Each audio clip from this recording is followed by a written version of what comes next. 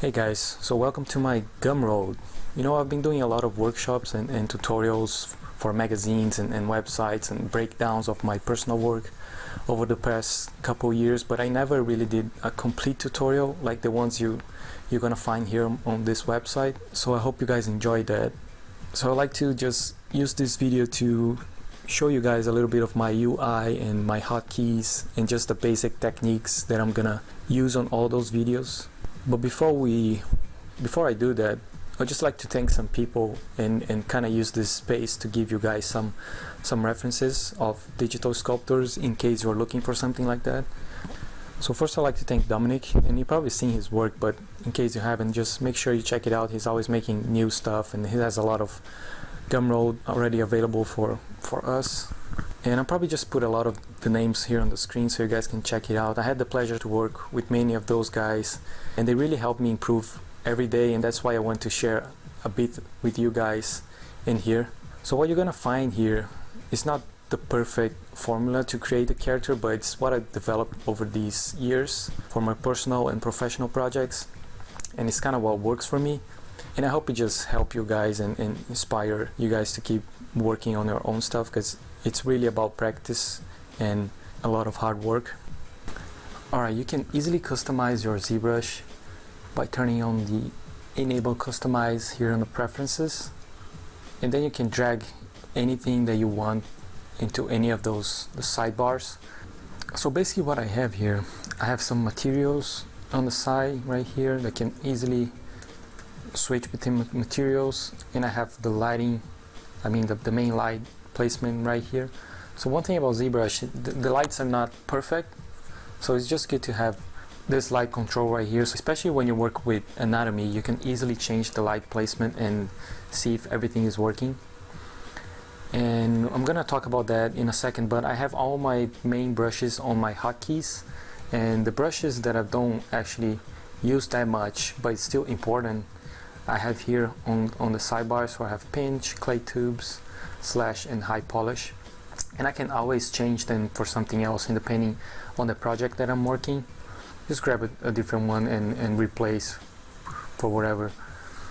So I have 4 brushes, I have 2 materials, I have the light placement, and right here I have the ZApp link views. And one thing you're gonna see me using a lot on the tutorials is I usually store those views. I have 2 right here, so I can always keep back and forth between those 2 views, and I have that as a shortcut as a 1 and 2 on the keyboard, so I can easily switch between them. And especially when I'm using references and the spotlight, it's really useful. And I can clear them. And one thing I have here is the morph target, and for those who use morph target, it's just you can store a morph state of the mesh, and then you can switch back if you want to preserve something. So let's say I want to preserve some details, I can store a morph target, and it's always right here, morph target. So I can store this morph target, I can sculpt something, and then with the morph brush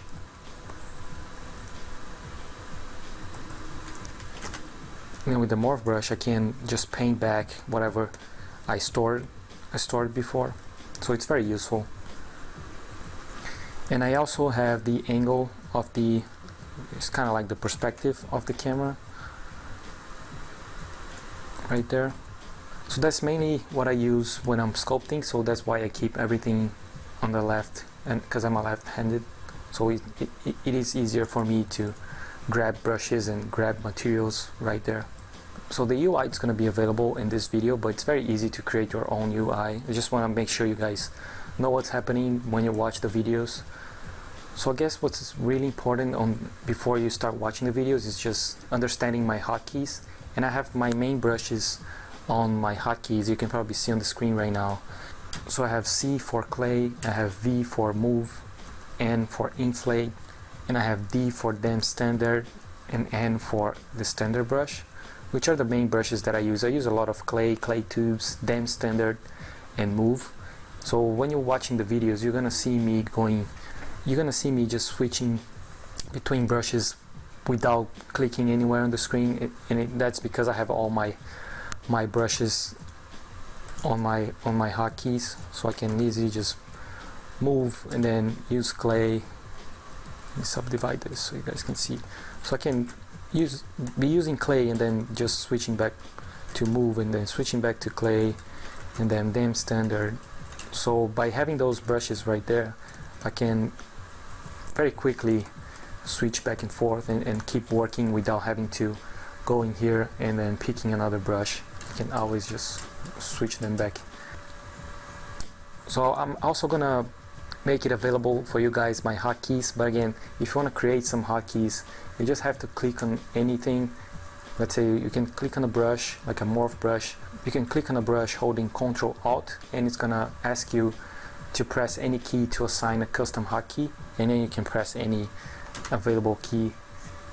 So now you have your brush assigned to that key. So I'm gonna also put an email here in the video, so if you guys have any questions related to the videos or have any suggestions, make sure to send an email. I'm gonna do a Q&A video in the future, and make sure you check my Facebook and my website for future updates, and let's get started.